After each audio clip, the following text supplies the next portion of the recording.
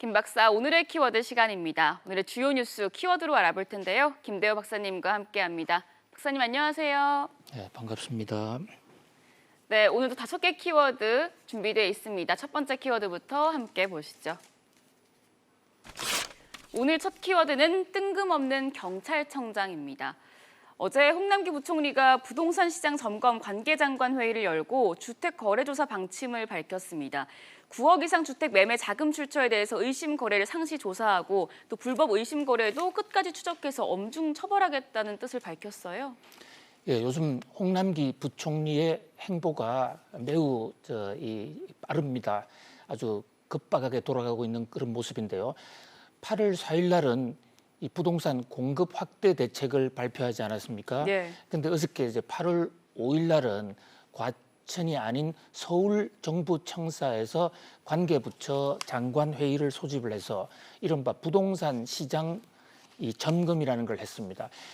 부동산에 대한 과도한 불법 행위나 투기 이런 걸 막겠다 이런 얘기인데 어저께 이 제1차 부동산 시장 점검 회의에 아주 의외의 인물이 등장을 해서 지금 인터넷 포털 사이트에 아주 화제가 되고 있습니다. 네, 김창룡 경찰청장이 이 자리에 함께 했더라고요. 예, 우리 그 가요에 너가 왜 거기서 나와라는 이런 노래가 있지 않습니까? 네.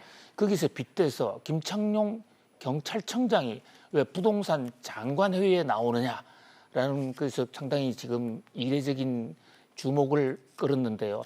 아마도 추측건데 홍남기 부총리 생각은 이 부동산 장관회의에 경찰청장이 참석하게 되면 이 경찰청장을 통해서 부동산 불법 거래에 대한 강력한 정부의 단속 의지가 국민들에게 비춰지지 않겠는가, 아마 이런 어떤 경찰청장 효과를 노린 것으로 보입니다. 예. 그러나 많은 이 경제 전문가들의 시각은 좀 사뭇 다릅니다. 부동산 대책회의에 경찰청장을 내보내느냐, 이것은 거꾸로 된 잘못된 메시지를 줄 수가 있다는 것이죠. 그만큼 지금 시중에 불법 행위가 창궐할 정도로 부동산 투기가 만연하고 있는 것이 아닌가라는 거꾸로 된 메시지를 줘서 잘 모르고 있던 국민들까지도 부동산에 엉뚱한 관심을 갖게 하는 것이다. 이런 우려가 첫 번째 있고요.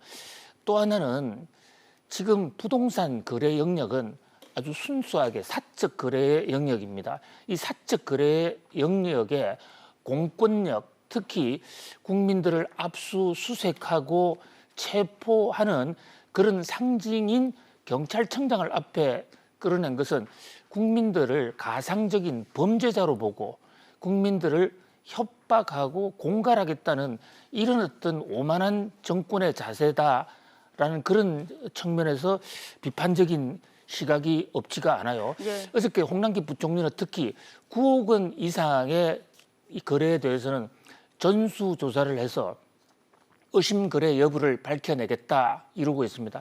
지금 부동산 가격 9억 원이라는 게 이미 작년 기준으로 서울의 평균 가격에도 미달하는 겁니다. 서울의 아파트 중위 가격이 이미 9억 원을 넘어서 있고요. 한강 이남에는 10억 원까지 돌파했지 않습니까? 그렇다면 경찰청장까지 동원한 홍남기 부총리의 이 부동산 단속 정책이란 것은 국민, 평균적인 국민 대다수의 개인 자금 거래를 다 들여다보겠다는 반헌법적, 반시장적 발상일 수도 있어요. 그러지 않아도 지금 이 관계 장관들이 걸핏하면 토지 거래 허가제를 언급을 하고 있습니다. 이재명 경기도지사에 이어서 홍남기 부총리도 여차하면 토지 거래 허가제를 발동하겠다고 그러는데 토지 거래 허가제라는 것은 토지를 거래할 때 이를테면 새로 이 기반 시설을 만들 때 일시적으로 그 기반 시설의 안정적 정착을 위해서 사유지 상권을 제한하는 것이지 지금처럼 주택을 제한하자는 그런 취지가 아니거든요. 네. 지금 국토부가 토지거래 허가제를 몇 군데 하고 있죠. 대치동이라든지 몇 군데. 그런데 그 이후로 부동산 안정 효과가 별로 없었다는 지적까지 나오고 있습니다. 국민들을 이래 엇박하는 이런 제도만으로서 과연 얼만큼 시장을 안정시킬 수 있을지 오히려 역효과가 더 커지지 않을지 그런 걱정이 있습니다. 네, 부동산 관련 이슈 두 번째 키워드로도 살펴보도록 하겠습니다.